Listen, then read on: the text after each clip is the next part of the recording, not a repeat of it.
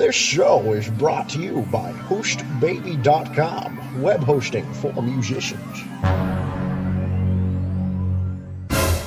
Tweet, tweet, tweet. It's episode 19 of Music Marketing Monday, and this one's all about Twitter. Whether you love it, whether you hate it, you got to listen to this because it's a nice little tool to have in your arsenal. And one of our faithful listeners pretty much gave us the outline for this episode.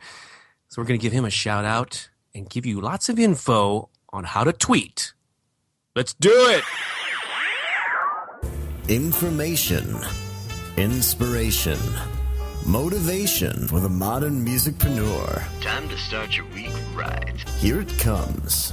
Music Marketing Monday with your host, Bob Baker, Mr. Buzz Factor, and Billy Gryzak. the music marketing mind. Ready? Are you sure? Set. Here it comes. Swing, baby.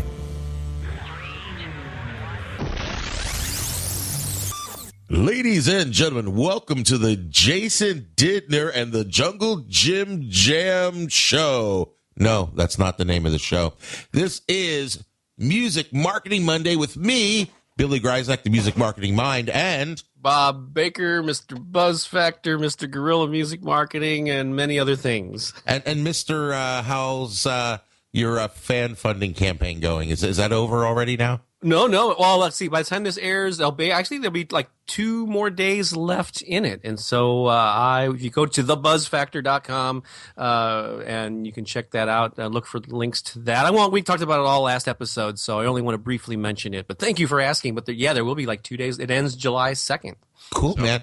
So July 2nd, yeah, that's actually the day that I return to Summerfest and hopefully get my Joan Jett Barbie doll autographed by Joan Jett. Again, I don't know if I mentioned this on the show last time, but I'll mention it again. If anybody knows Joan Jett and you're Joan Jett's manager, or maybe Joan Jett listens to this show, I mean, maybe it could happen, right?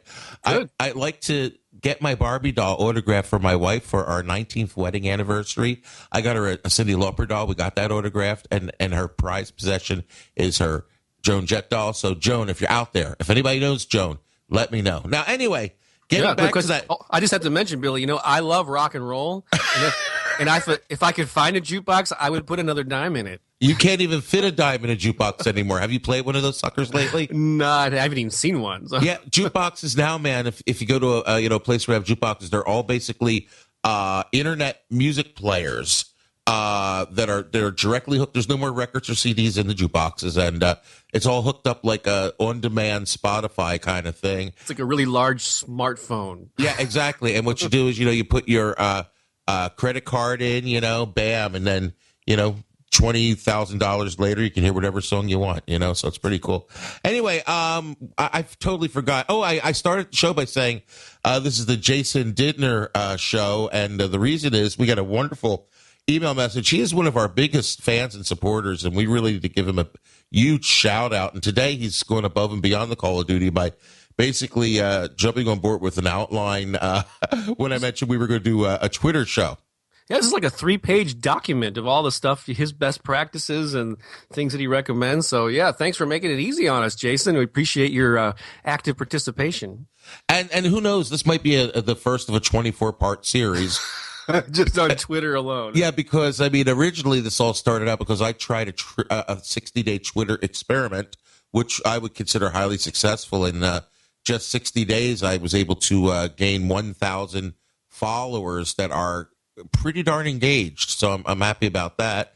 And I know you have a lot to say about Twitter, and Jason has a lot to say about Twitter. So I don't know, man. This could go on for this could take us into 2016. I don't know. Yeah, and there's there's so many social media sites out there, and I always recommend that people not feel like they have to be on everything and give equal attention to all of them. For my little repertoire of tricks, in addition to my own website, Twitter is one of my top 3. I pretty much focus on Twitter, Facebook, and YouTube as my big 3. And I've gotten to the point where I have I think I just hit 14.3 thousand followers on Twitter. So I'm pretty active on it. So yeah, I'm sure between the two of us and Jason's advice, we can have a lot to say. So where do you want to start? Well, let's see. Well, basically, I guess for those people, and I know I was like this, like back in, I think it was like 2007. I remember having dinner in Chicago with a couple of friends. They actually co-wrote the book called The Indie Band Survival Guide. Oh yeah. And I was like, I was just getting on Twitter and I didn't understand it. I'm going, well, what's the purpose of this? And that's what I hear a lot of people that are new to Twitter going, why do I even want to, care what these people are, short sentences and all this stuff. And I still have a hard time explaining what the draw is, but I guess it's just that short, it's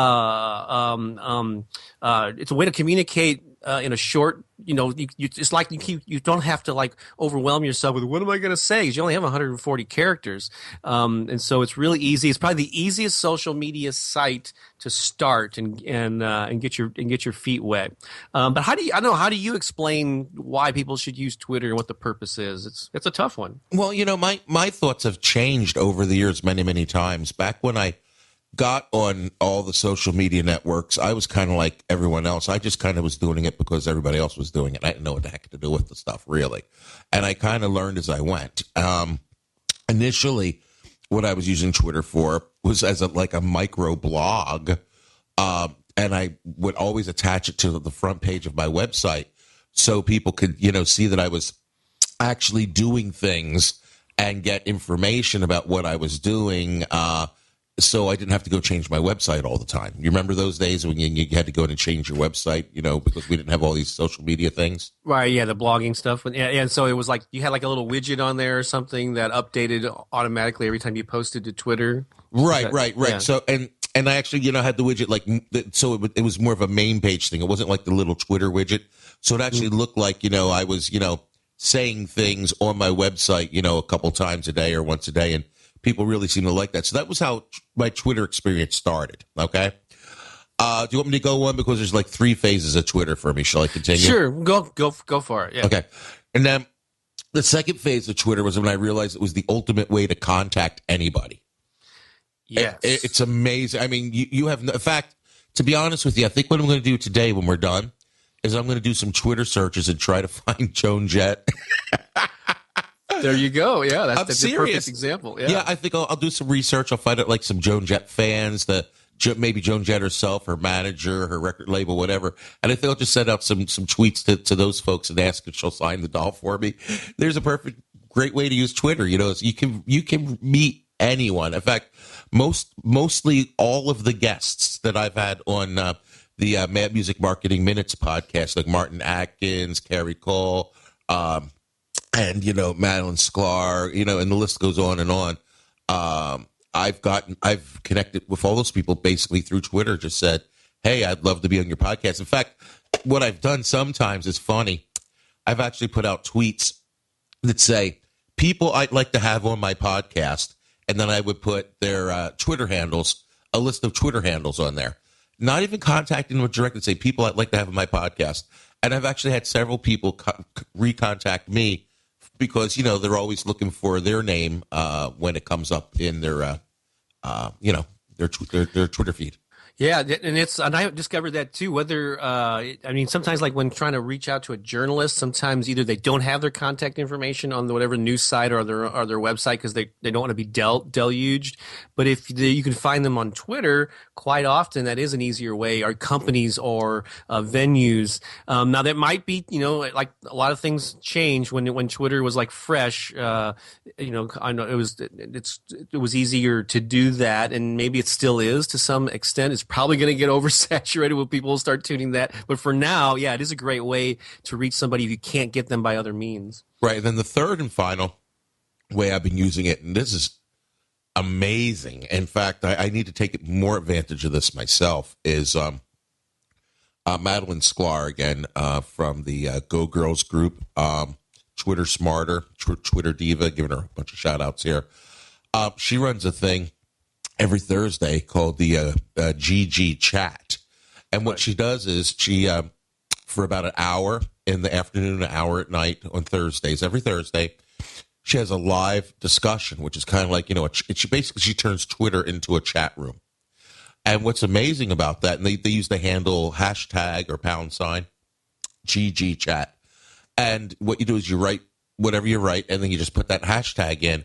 and then you have 2 or 3 ways to be part of the conversation. You can either set up Twitter with a search, and then everything that says hashtag GGChat goes into your feed, and you can see it in real time. Or you can use an app like Tweet Chat to create like a chat room through Twitter. And these conversations are wonderful, and I've actually made a lot. I've gained a lot of followers because we're in a room or we're in a chat talking about things that I know something about, and people think, hey, maybe I should start following this guy.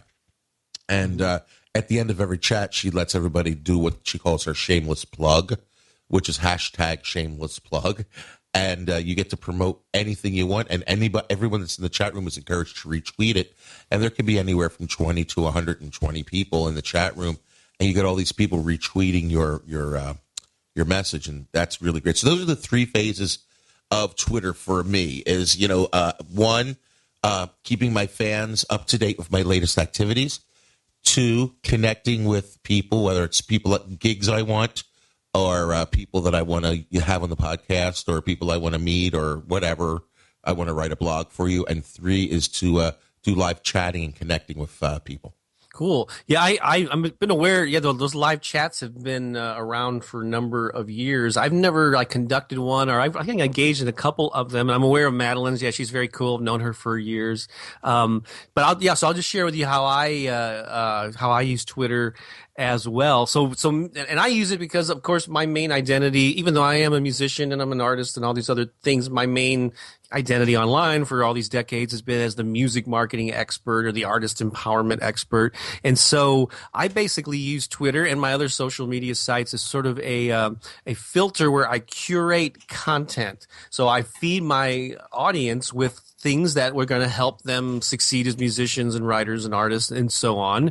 And quite often, so I post links throughout the day to helpful resources. Now, I do some personal stuff too, but primarily I'm focusing on my brand identity as this, marketing and empowerment person. So many of the links that I'll post will be things I've created, which is called, I call original content. So they're blog posts, they're these podcasts, I tweet out my YouTube videos. The cool thing about some links, like if you put in the URL or the page to a specific YouTube video, it creates a player within Twitter that people can just watch the video within the app or are on the website without having to leave Twitter and go. So that's kind of a nice thing. I believe SoundCloud links are similar. Probably a number of different sites will create players within Twitter. But then I also link to things that other people created that would be so I'm trying to become a resource for my targeted fans, for my ideal followers, who again are the active musicians. They're looking and wanting to improve their knowledge and how they promote themselves and live their dreams and all that stuff. So I provide links. And so some of the stuff I create, some of the stuff other people create, and it positions me as an expert. And I found an interesting thing. I don't know why I got obsessed with just posting. I started off posting a couple times a day, and I can continue over the years to increase the frequency. Where now I'm once an hour, and I'm probably going to increase that even. But I went and looked at my website stats over the past year, and I was amazed to see that one of the top traffic getters to my website is Twitter. So I think that's a good sign that I should be continue to use it. Hey, man, whatever gets them to the front door, Mm-hmm. I think it's really important. You got to look at getting traffic to your website, to your brand, kind of like the way businesses put their signs up on highways. Like when you approach an exit and it tells you, which restaurants, which gas stations, which hotels are there. And typically there's many more restaurants, gas stations, and hotels that list. But those ones that have the sign out right where the most traffic is. Can you hear that sizzling sound? I do, and it's real live in your home. Something's going on. Yeah, my daughter apparently is back there in the kitchen making lunch right now. We're just so you know, folks. Up there it goes again. I'm actually moving. So we you and I need to get together and come up with a recording schedule because for about a month here, things are going to be really, really super crazy. And so I'm gonna have a new studio that's going to be kind of soundproofed away from everybody. Yay! Yeah, cool. As you demonstrated a couple of episodes back, you did this. We recorded this when you were from your phone at a festival. So nothing's going to stop you, Billy. Oh no, we almost did that yesterday. Remember, I was at Summerfest and I said, Bob, shall we try it at Summerfest? And we're like,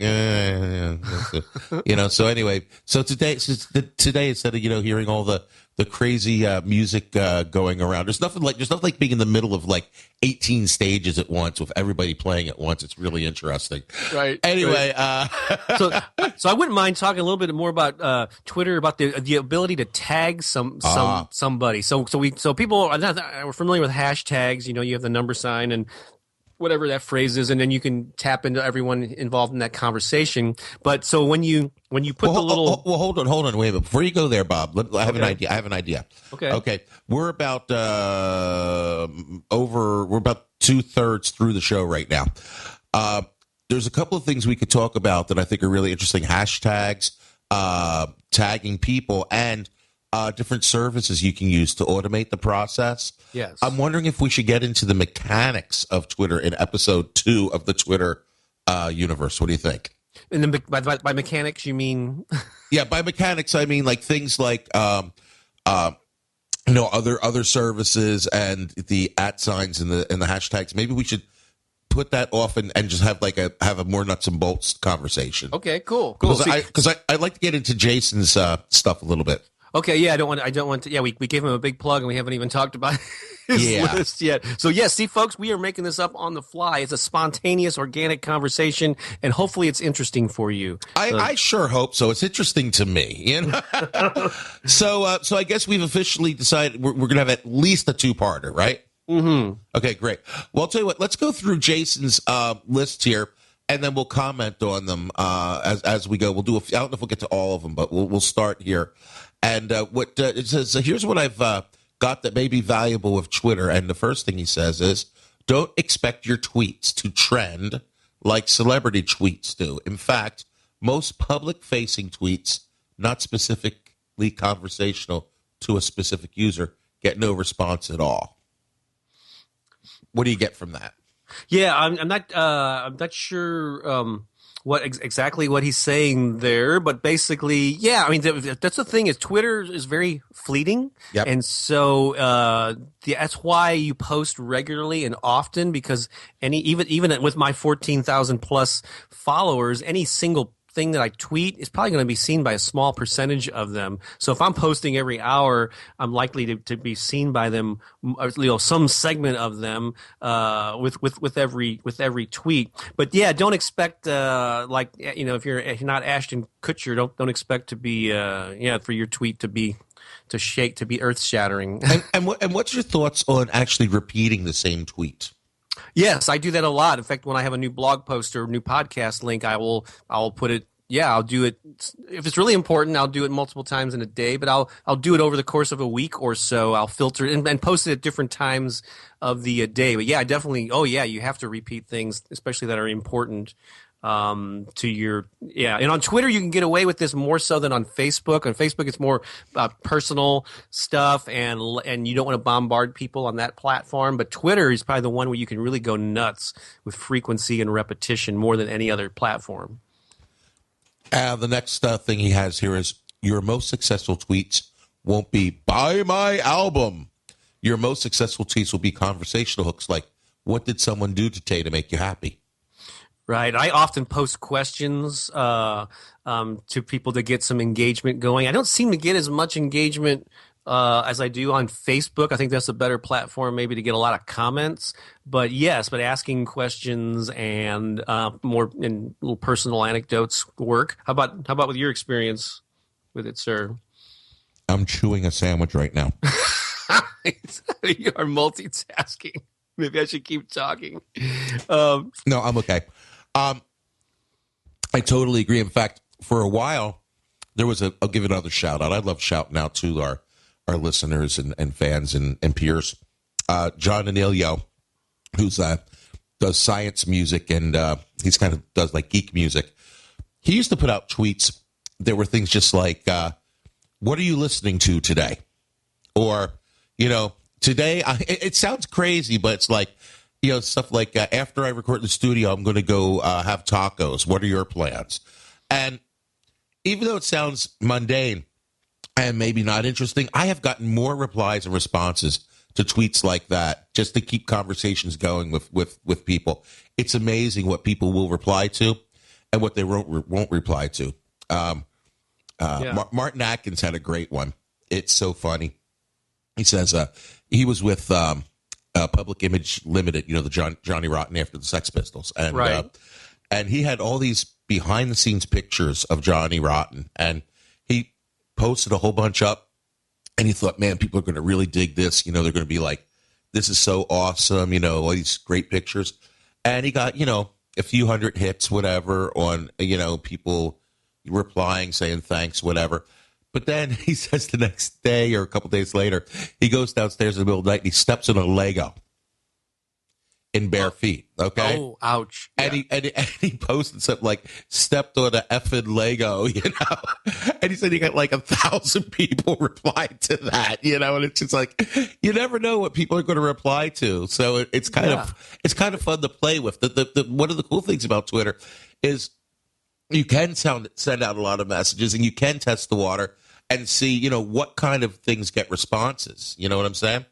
Right, and it's slice of life kind of stuff that everybody can relate to. That works really well. And if you're funny, like if you're witty and you have like interesting ways of phrasing things, I mean, people post some hilarious stuff, just observations from their daily lives, and especially when stuff that other people can relate to. Yeah, go ahead and share that stuff because you just never know what's gonna hit. The biggest mistake, this is in marketing in general, but on Twitter too, is just to use it as a platform to make announcements about the album's on sale, we're playing here, or to go check out my new video, and or when you're reaching out to people that don't even know you. And I think that's what he was. Jason mentions that somewhere. Well, right, because even on the next line it says for non-celebrities, Twitter is more about conversation than broadcasting. Advertising your messages to the universe. Most stuff will go into a black hole.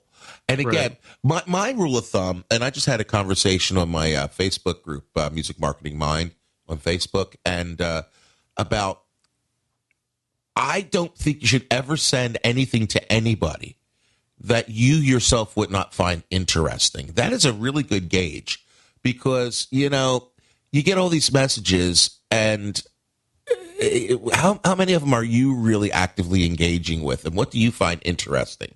And when you hit that send button, you better be darn sure that somebody somewhere will think that it's worth their time to read, and if it's really awesome, take their time to reply to, and if it's just off the hook, crazy, insane, they're going to retweet it. Right. Sometimes when people will tag me in something and they'll make an announcement to check out quite often just for grins, I will actually go to their profile just to see how they're using Twitter because I had this feeling, this instinct that it's going to be a wealth of information on bad or worst practices, but quite often they send the same message over and over again and they tag a bunch of different people in it. And that's just like the worst way, to use Twitter. Now I will say, I definitely agree that the conversation part of it is important. Again, the way I use it is not. I mean, actually, most of my tweets are not conversations with other people. Again, I'm presenting myself as a resource, an expert. I'm a filter for people on my topic, and so I just link to helpful resources. So there's not necessarily a conversation going on there, unless somebody was to comment on how much they enjoyed it or whatever. But I mix in with that conversational things where I tag people and thank them, and also I try to respond to everyone who comments, has a genuine comment to the links that I post there. There's different ways of using it. Absolutely. Also, Jason says that treat Twitter like you're at a cocktail party. Go with the flow of the conversation and don't muscle into it like, check out my video, until the conversation presents a suitable opening. And I agree with that too. Absolutely.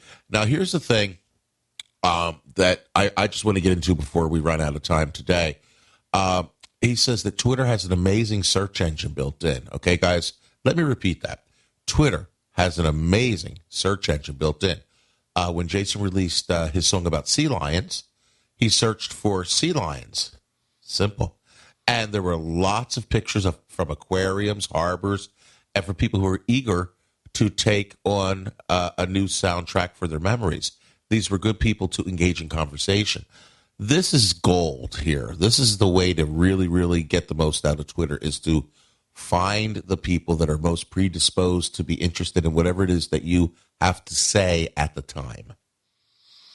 Yeah, that's brilliant. It's admittedly something that I haven't done. I have most of my people are just find me and follow me, so I'm not out there seeking people like I would have earlier in my career. But that is a good thing. And this is another this tip that applies to all social media sites. When it comes to search, most people focus on Google and how they can come up in Google results, which is great. But every platform out there has its own internal search system, and you should be trying to tap into that as much as you do into the wider, general Google search. So absolutely, you can seek out people and make sure that you're putting hashtags and things in your tweets that are make you more findable by people that are interested in your style of music and your attitude and what you stand for.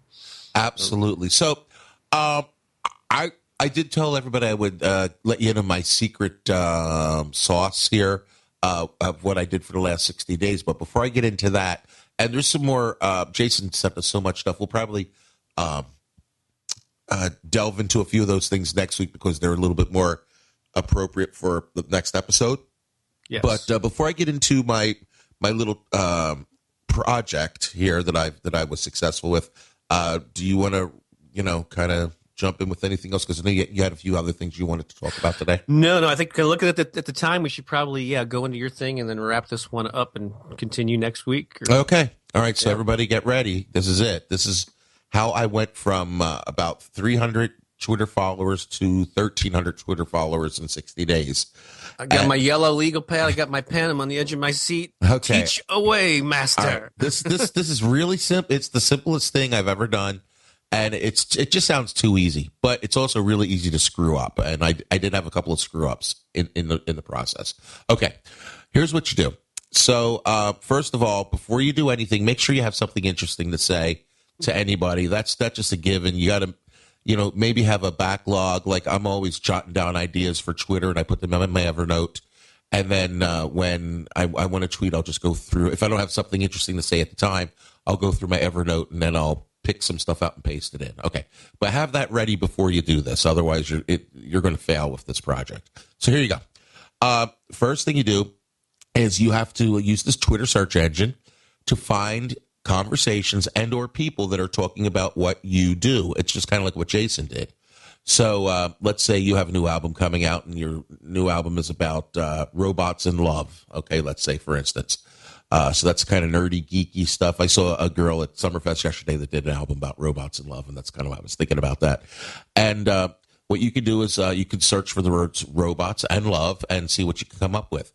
You might find people that are into, that type of genre, geek, nerd, music, whatever, or really are having conversations about this other girl's album with robots in love or whatever.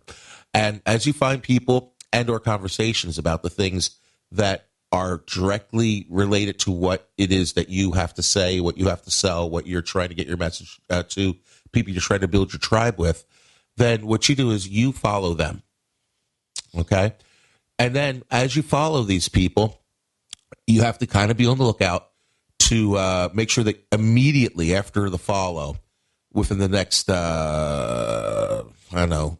to 24 hours, you're posting things up that have to do with exactly what that group has been talking about and sharing. You'll notice immediately if you do that some of these people will start following you back. Okay? And then you build on it from there. Then the next thing that I do, and this was like the really major part where I saw the numbers really go crazy, was now I did this with the music marketing thing, and I'm going to do it with the kids' music, and I'm going to do it with the geek music too, to make sure that it's a sound process. But as a music marketer, what I did was I went to like Bob Baker's Twitter page, and Madeline Sklar's and Brian Thompson's. And what I thought about, I was trying to find people that were actually actively engaged in consuming music marketing content and looked like they were maybe willing to spend some money on it, because after all, I got to pay the bills, right? Right. So I tried to think of people that weren't just getting followers of folks that are, they're just gurus that talk, but actually people that actually had interesting things to say, but were selling things too. And it seemed like their tribes were into buying what they had to sell to a certain degree. And then what's great about Twitter is you can see all of their followers. You just press, go to Bob's page. He's got, 15,000 followers. You press, followers, and there's the list of everybody that follows you. It's pretty simple. And then I just basically went through and start picking people off of everybody else's list that did exactly what I did. It was easy, Bob, and then, but again, as soon as you do that, you got to make sure that you're sending out messages that are interesting to those people, because if they come and check you out, which is what they're going to do, they're going to see what you're tweeting about. And if you're tweeting about cheeseburgers and you're out there trying to find vegans, that's not going to work. You know what I mean? Mm-hmm. But and again, you have this small window to be putting out some really interesting tweets. And if you're putting out really interesting tweets within that time frame, that people are going to go say, "Oh, Music Marketing Mind just followed me. That's an interesting name. I like music marketing. Let me check them out." So this is like a really killer thing. Now, here's where I made my first mistake. I guess Twitter has some built-in limits to like how many people you can follow in a day, and I don't know what that is. So like I remember the first few days or weeks I was doing this, I was just like going crazy, trying to like follow 100 people a day, whatever. But at one point, my Twitter account kind of got shut down. Not shut down, but I was just paused. I could. You're locked out of it. Maybe inviting more people. Or I could still tweet people, and people could tweet me, but I couldn't actually follow anybody else. Okay, so and then I found out also there's this thing called ratios, where like you can't have like 10,000. You can't follow 10,000 people if you only have 100 followers. So your numbers have to kind of balance out. So if you go to my page now, I've got like around, I don't know, I'm following like 1,800 people right now, and I've got like 1,300 or 1,400 people that follow me. And what I'm going to do is every once in a while, and you got to be careful how often you do this, is I'm going to start weeding, some of the people out that I followed that never took the time to follow me back. You know what I mean? And then that'll bring the number down. Then the numbers will even out, and then you can start over again. So I'm going to run this cycle every, like 2 or 3 times a year and see what happens. But it's a great way to go out and find people that are predisposed to what it is that you have to say, and you have a greater chance of getting. And the types of followers I've been getting are people that usually jump right into the conversations and have some really interesting information that I can retweet. Like we talked about being an aggregator of content, So a lot of these people that I'm following, they tweet great stuff, and now I have more content to share. The things they post, I can retweet it. So I'd probably say about 50% or more of my tweets are probably retweeting and sharing other things that people put up. And then the other half of that, I'd say, is me saying interesting things, and maybe, half of that or a third of that is me actually saying, hey, I've got something to sell, so you got to watch your ratios, Mm-hmm. And that's pretty much how I did it, and it seems to be working out really well. Cool. Well, the results speak louder than good intentions and ideas. So thanks for sharing that. I think we probably need to wrap this up, but I'm just going to say that's probably a great strategy to do if you're new on Twitter, like to go out and actively seek out people because you're trying to build that following. And after a while, once you get to a certain number of followers and you continue to do some of these best practices that we're talking about, you probably don't have to spend as much time seeking them out because you're going to start attracting people to you because you're being more active, and your existing followers as they grow will be retweeting your stuff, and that'll help you reach more people. But yeah, when you come up with an idea, try it like Billy did and measure the results. If it works, do it again. Yeah, and if not, try something else. Absolutely. And whatever you do, though, don't piss off Twitter. Yeah. And don't tick off your followers, and don't tick off your fans, and have fun with it. I mean, it's, it can be a lot of fun, and you don't have to spend a lot of time with it. And by the way, I don't know if I mentioned this or not, but 95% of all my Twitter activity is done on my cell phone, and it's done during times when I would basically be doing nothing. So, you're in a long line at the grocery store, you're going, whatever it is, you're sitting, waiting for a bus, whatever it is, you're waiting for your lunch to come, at the table. You can carve out, the day is full of wasted time. You can carve out 5 minutes to up to an hour every day. And that's how people always say, how do you get so much done? And it's because I'm always filling in the holes where I would typically be doing nothing, And and like if I'm watching TV, a lot of people say TV's bad. I disagree. I think TV's awesome, especially if you're in the entertainment business. I think you should be watching TV. That's just me. But when the commercials come up, man, there's 5 to 10 to 15 minutes of commercials in every TV show. Guess what? Cell phone comes out, man, and I'm tweeting away. Very, very cool. I was saying we need to wrap this one up, Billy. Yeah. So people aren't tweeting during the show. So expect at least one more Twitter show. And based on that, Jason, you did a great job. But I'd like to hear from everyone. So here's what we'd like you to do. Let's use Twitter this week. And as soon as you hear the show, as soon as the second that the show's over, unless you're driving, what I want you to do, what Bob would like you to do, I'm going to speak for Bob here, is get on Twitter and tell us what works for you, what doesn't work for you, what you love, what ticks you off. We want to hear about your Twitter experiences, your Twitter ideas, your Twitter successes, your Twitter failures, anything that you can, using the Twitter on the cell phone versus the computer, whatever works for you. And then we'd like you to put that up with hashtag. I believe it's MusicMM.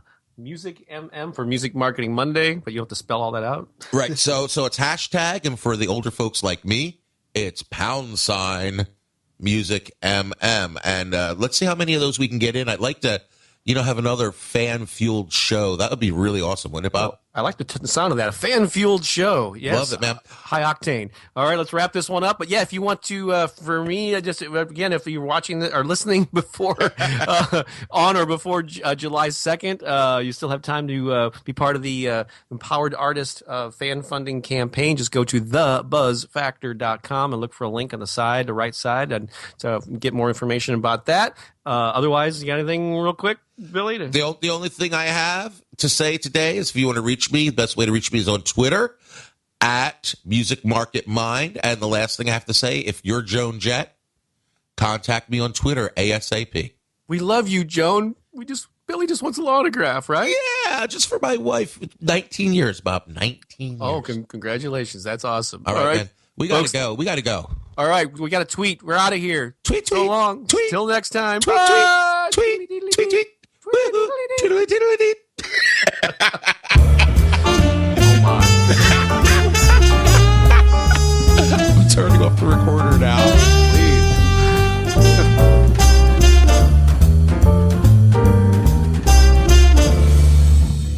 Are you still there? Excellent!